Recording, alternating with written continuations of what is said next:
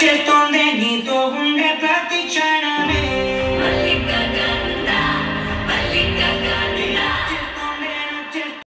Hello everyone, welcome to cat pack check. ఈరోజు మన ఛానల్లో సిద్ధు జొన్నలగడ్డది తెలుసు కదా మూవీ రివ్యూ అయితే చెప్పబోతున్నాను. ఓవరాల్గా మూవీ ఎలా ఉందంటే, మూవీ అయితే నాకు నచ్చింది.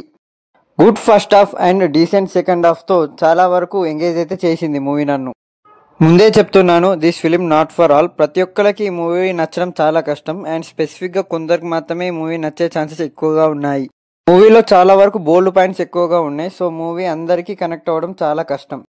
మూవీ స్టోరీ గురించి నేను కొంచెం మాట్లాడినా మీకు స్టోరీ మొత్తం అర్థమవుద్ది. సో ట్రైలర్లో ఏం చూసారో అదే మైండ్లో పెట్టుకొని వెళ్ళిపోండి. ఫస్ట్ హాఫ్ అయితే చాలా అంటే చాలా బాగుంది. కొంచెం కూడా బోర్ కొట్టదు. స్టార్ట్ అవడమే సిద్ధు క్యారెక్టర్ ఇంట్రడక్షన్ అండ్ ఆ క్యారెక్టర్ ఎలా బిహేవ్ చేస్తే అనేది ప్రతిదీ మీకు ఇంట్రడ్యూస్ చేసేస్తారు ఫస్ట్ 15 minutesలోనే. మూవీ స్టార్ట్ అయిన 30 minutesకే మెయిన్ స్టోరీ ఏంటో రివీల్ చేసేస్తారు. అండ్ ఓవరాల్గా ఫస్ట్ హాఫ్ అయితే బాగుంది. సెకండ్ హాఫ్ గురించి చెప్పాలంటే సెకండ్ హాఫ్ కూడా బాగుంది. ఎక్కడ బోర్ కొట్టదు. చాలా మంచి పాయింట్స్ పెట్టుకున్నారు సెకండ్ హాఫ్లో. కానీ ఫస్ట్ హాఫ్తో పోలిస్తే సెకండ్ హాఫ్ ఇంకాస్త బాగుంటే బాగుండు అని చాలాసార్లు అయితే మీకు అనిపిస్తుంది. బట్ సెకండ్ హాఫ్ అయితే బాగానే ఉంది ఓవరాల్గా. మూవీలో రాశిఖన్నా అండ్ శ్రీనిధికి ఇద్దరికి సపరేట్ లవ్ ట్రాక్స్ అయితే ఉన్నాయి. బట్ అవి కూడా బాగానే ఉన్నాయి. లవ్ ట్రాక్స్ కూడా ఎక్కడైతే బోర్ కొట్టదు. డైరెక్టర్ నీరజ కోనాది ఇది ఫస్ట్ ఫిలిం అయినా చాలా వరకు చాలా అంటే చాలా బాగా హ్యాండిల్ చేసింది మూవీని. ఎక్కడ బోర్ కొట్టకుండా చాలా బాగా చూపించింది. మూవీ స్టోరీ చాలా వరకు బోల్డ్గా ఉన్నా కానీ మూవీ అయితే ఎక్కడ వల్గర్గా లేదు. మూవీ తీయడంలో చాలా కేరింగ్ తీసుకున్నారు. సో ఫ్యామిలీస్ కూడా ఈజీగా చూడొచ్చు మూవీని.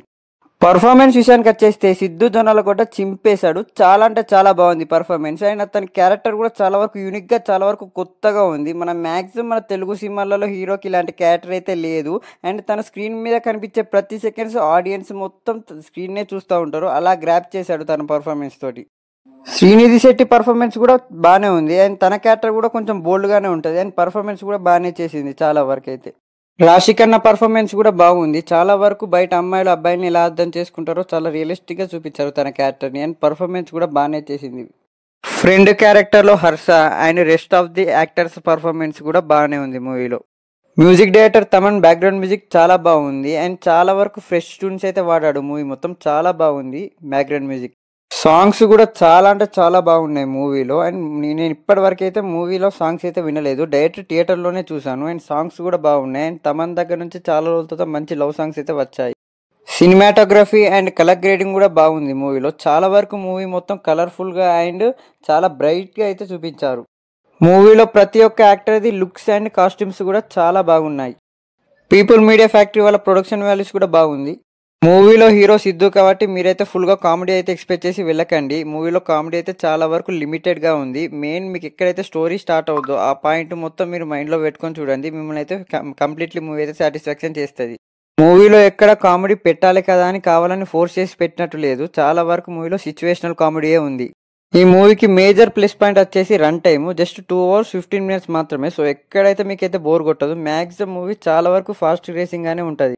నెగిటివ్స్ విషయానికి వచ్చేస్తే మూవీలో పెద్ద నెగిటివ్స్ అయితే ఏం లేవు. కాస్త క్లైమాక్స్లో ఎమోషన్ బాగానే ఉంది. బట్ ఇంకాస్త బాగా చూపిస్తే బాగుండు అంతే. ఓవరాల్గా మూవీ అయితే నాకు నచ్చింది. మూవీకి నేను ఇచ్చే రేటింగ్ 3 out of 5. నా రివ్యూ కనుక మీకు నచ్చినట్టయితే నా ఛానల్ని ప్లీజ్ లైక్ చేయండి, షేర్ చేయండి అండ్ సబ్స్క్రైబ్ మాత్రం చేయండి.